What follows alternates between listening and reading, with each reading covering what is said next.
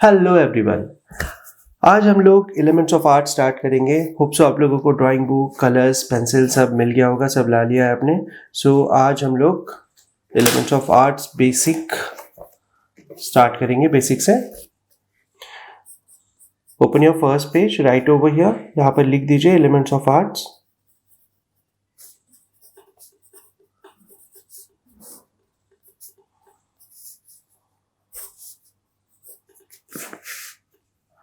Okay तो elements of art exactly होता क्या है?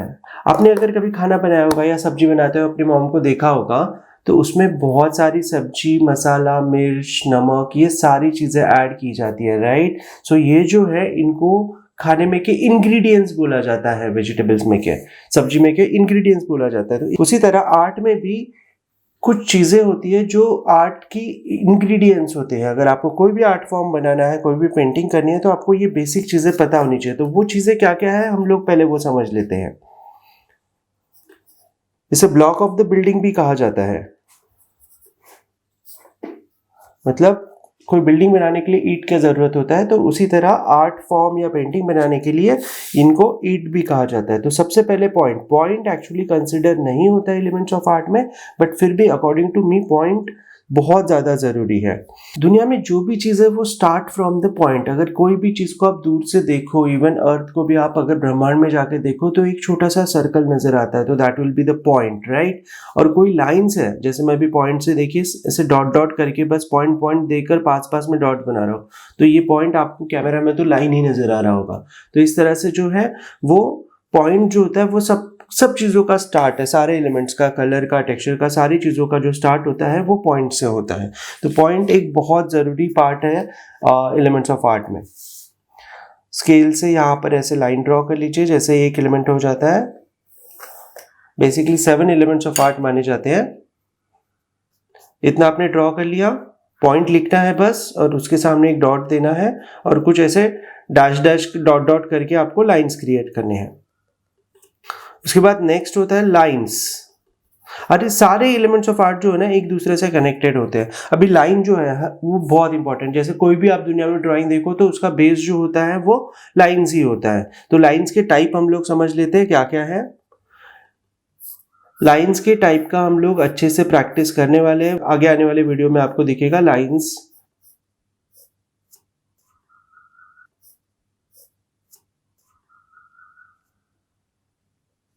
Sleeping line, slanting line, standing line, slanting line from this side, उसके बाद कर्व लाइन,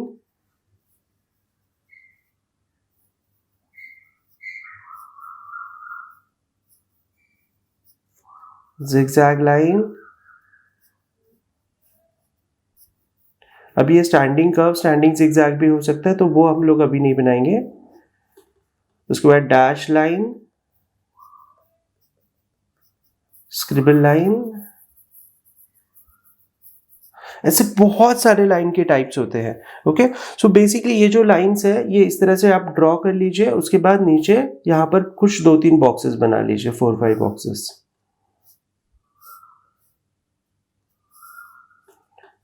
वे लाइंस कितने ज्यादा इंपैक्टफुल है मैं आप लोगों को ये बताऊंगा।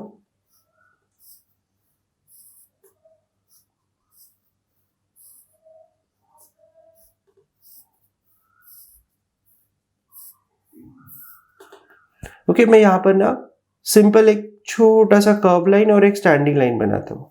यहाँ पर एक स्लांट लाइन, एक मीडियम साइज और एक स्मॉल साइज, और यहाँ पर एक डॉट देता हूँ। और यहाँ पर मैं जिगजैग लाइन बना रहा हूँ चारों साइड से,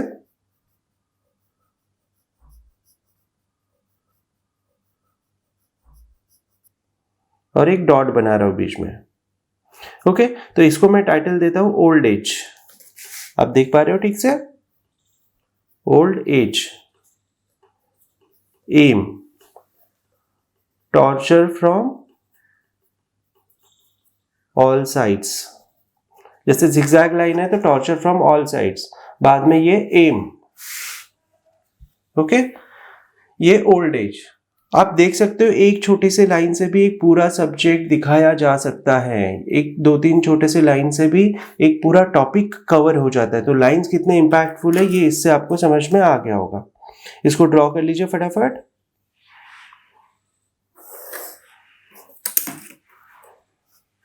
डन। 1 मिनट आपको टाइम देता है ये बॉक्सेस, और ये जो बचे हुए बॉक्सेस है इसमें आपको अभी कुछ ऐसे क्रिएट करना है और उसके टॉपिक नीचे लिखना है। Hope you are done.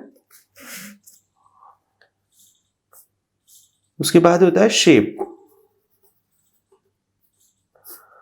अभी जैसे कि मैंने बोला पॉइंट यूज करके हम लोग लाइंस क्रिएट करते हैं, पॉइंट से ही लाइन कनेक्टेड है, अभी लाइन से ही शेप कनेक्टेड है। देखिए स्लीपिंग लाइन बना रहा हूं, standing lines, sleeping line, so it's become square, rectangle, diamond shape, circle, triangle. तो इस तरह से शेप कन्वर्ट हो जाते हैं बाय यूजिंग लाइंस, राइट। और इनको हम लोग क्या कहते हैं,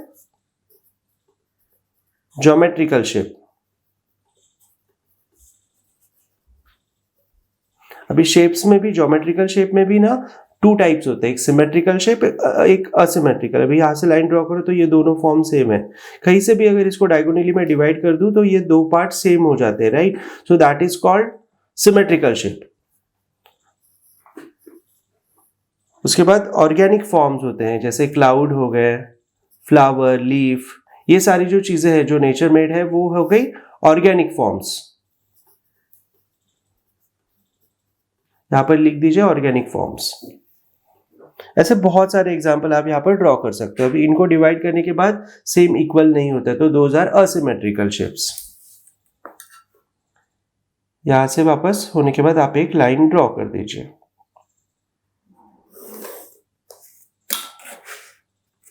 गॉट इट। इसको ड्रॉ कर लीजिए फटाफट। Next is forms. अभी फॉर्म्स भी अगेन शेप से ही कन्वर्ट होके फॉर्म बनते हैं। फॉर एग्जांपल मैं फिर से यहां पर एक स्क्वायर बना लेता हूं। ये स्क्वायर बना लिया, बहुत इजी है। एक स्लांट लाइन ऊपर के साइड जाने वाली, सेम स्लांट लाइन ऊपर के साइड जाने वाली, कॉर्नर से स्टार्ट कर रहा हूं, और फिर standing straight line and 1 sleeping line, so it's become cube. ठीक है, तो यही शेप को कन्वर्ट किया हम लोगों ने क्यूब में। अभी ट्राइंगल का बनाते हैं। ये ट्राइंगल बना लिया, यहां से नीचे की तरफ स्लैंट लाइन, या ये पॉइंट से ऊपर की तरफ slant line, okay, cube point बन गया। तो इस तरह से शेप को ही कन्वर्ट किया जाता है फॉर्म्स में भी। शेप जो होता है वो 2D फॉर्म होता है, और ये फॉर्म्स जो होते हैं वो 3D फॉर्म होता है, ओके। 2 डायमेंशनल स्ट्रक्चर और 3 डायमेंशनल स्ट्रक्चर, इसके डिटेल में हम लोग आगे जाएंगे, बट अभी राइट नाउ आप खाली समझ लीजिए कि एलिमेंट्स ऑफ आर्ट कौन कौन से होते हैं। तो इस तरह से एक रेक्टेंगल का भी बना के दिखा देता हूं। एक रेक्टेंगल बनाना है। इस तरह से 3D फॉर्म ना हर एक चीज से हो सकता है। अभी वो आप कलर से यूज कर सकते हैं, टेक्सचर से भी हम लोग 3D फॉर्म बना सकते हैं। ये हो गया फॉर्म, इतना ड्रॉ कर लीजिए। आप यहां पर और भी चीजें आप ड्रॉ कर सकते हैं। उसके बाद कलर।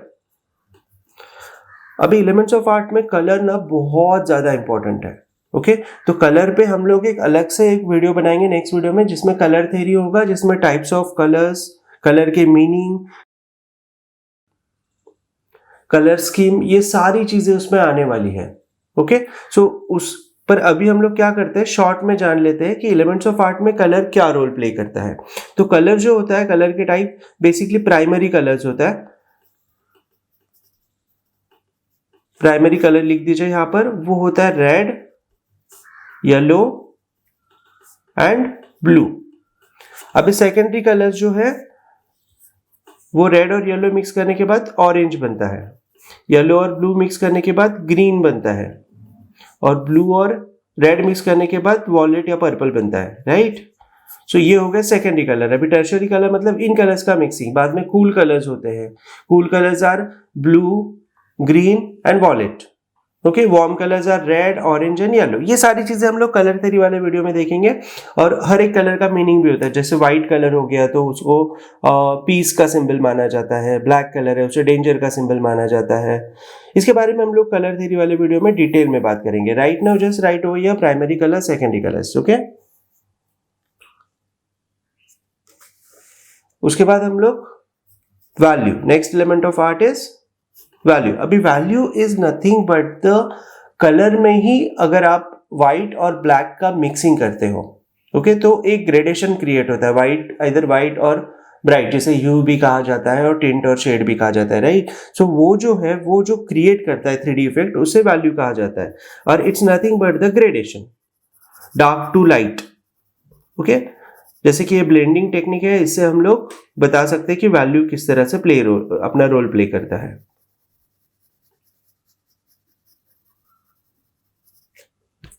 देखिए ये इस तरह से, ये पेंसिल शेडिंग का टेक्निक हम लोग आगे वाले वीडियोस में बहुत अच्छे से करेंगे। आप अभी एलिमेंट्स ऑफ आर्ट में उसको खाली रफली ड्रॉ कर लीजिए, जितना आपको शेडिंग आ रहा है उतना। ये देखिए, ये फ्लैट 2D फॉर्म था, सर्कल 2D शेप था, अभी मैं इसको कन्वर्ट कर रहा हूं into the 3D by using value. Got it? So इस तरह से आप वैल्यू दिखा सकते हैं।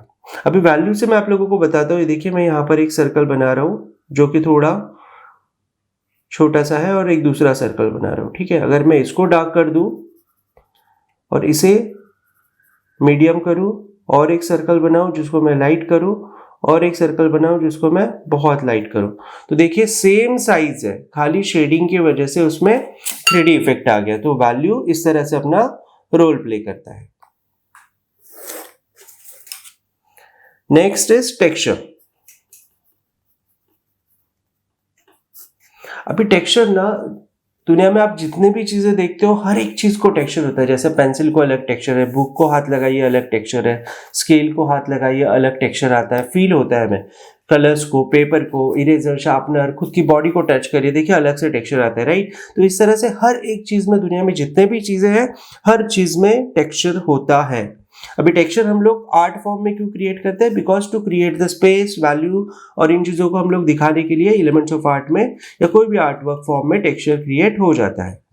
तो ऐसा हम लोग इस तरह से डॉट डॉट देके टेक्सचर बना सकते हैं, स्क्रिबलिंग करके टेक्सचर क्रिएट किया जा सकता है, देन हैचिंग करके टेक्सचर क्रिएट किया जा सकता है, सिर्फ लाइन, जिगजैग, स्लैंट लाइन या इस तरह से लाइन यूज करके भी टेक्सचर किया जाता है। भी टेक्सचर में भी दो फॉर्म होते हैं, एक विजुअल टेक्सचर्स जो सिर्फ दिखाई देता है, जैसे ये जो है ये विजुअल टेक्सचर है, यहाँ पर मैंने एक्चुअल कोई थिक चीजें यूज नहीं की है। आपको पता होगा नाइफ पेंटिंग कैनवस पे जो करते हैं, जो हम लोग करने वाले हैं आगे, तो उसमें थिक टेक्सचर होता है, वो एक्चुअल टेक्सचर होता है, ओके। और विजुअल मतलब जो सिर्फ दिखाई देता है बट एक्चुअल में होता नहीं है। तो इस तरह से टेक्सचर क्रिएट करके आप ब्यूटीफुल आर्टवर्क क्रिएट कर सकते हैं। उसके बाद है स्पेस। इतना ड्रॉ करना हो गया, ये ड्रॉ कर लीजिए आप। Will wait for 30 second.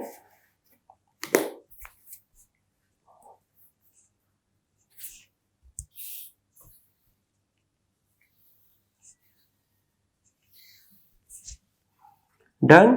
Okay, now space is nothing but the distance between two object or two things। यहां पर मैं एक बड़ा सर्कल बना रहा हूं और एक छोटा सर्कल बना रहा हूं, तो देखिए, और एक आगे और छोटा सर्कल बना रहा हूं। फ्लैट सरफेस पे 2D फॉर्म यूज करके डिस्टेंस क्रिएट किया जाता है, ओके, उसे कहते हैं स्पेस। इसमें पॉजिटिव स्पेस, निगेटिव स्पेस ऐसे भी होता है। ये स्पेस वाला जो कंसेप्ट है, that comes under the perspective. तो पर्सपेक्टिव में हम लोग डिटेल में स्पेस के बारे में जानने वाले हैं, पर यहां पर आप थोड़ा सा एलिमेंट्स ऑफ आर्ट में उसको समझ लीजिए। अभी और एक एग्जांपल दूं स्पेस का, तो माउंटेन है, यहां पर मेरे पास में अगर कोई ट्री है तो वो मुझे इतना बड़ा दिखेगा, राइट। पर थोड़ा दूर जाता हूं तो यहां पर अगर मैं छोटा ट्री बना देता हूं, साइज, ऑब्जेक्ट का साइज में कम कर देता हूं, तो वो डिस्टेंस क्रिएट करता है। और अगर इसको और छोटा बना दूं तो ये, और यहां से यहां तक, यहां से यहां तक डिस्टेंस क्रिएट किया, राइट। तो space is nothing but the illusion, कि वो क्रिएट करता है डिस्टेंस, फॉर्म के साइज। अगर छोटी बड़ी हम लोग ड्रॉ करें अपने पेंटिंग में, उसको यूज करें, तो फ्लैट सरफेस पे एक 3D इफेक्ट आ जाता है, okay. So this is space. ये चीजें हम पर्सपेक्टिव में बहुत डिटेल में जाने वाले हैं, 1.2.3 पॉइंट पर्सपेक्टिव में, कि स्पेस किस तरह से उसका रोल प्ले करता है। यहां पर ग्रेडेशन से भी हम लोगों ने स्पेस क्रिएट किया था, right. So these are the basic elements of art. ये आप लोगों को लर्न हो जाना चाहिए, इसको अच्छे से प्रैक्टिस करिए। आने वाले आगे के वीडियोस में हम लोग लाइन, शेप्स, फॉर्म, कलर, इन सारी चीज़ों पे वापस से एक बार पूरा डिटेल में हर एक एलिमेंट्स के बारे में हम लोग जाएंगे। तो अभी के लिए इतना काफ़ी है। तो होप सो आप लोगों को ये अच्छा लगा होगा जान के कि एलिमेंट्स ऑफ आर्ट क्या होते हैं। काम होने के बाद अपना बुक अच्छे से बंद करिए और इसको अच्छे से रख दीजिए, ठीक है। चलो bye friends, see you in the next class.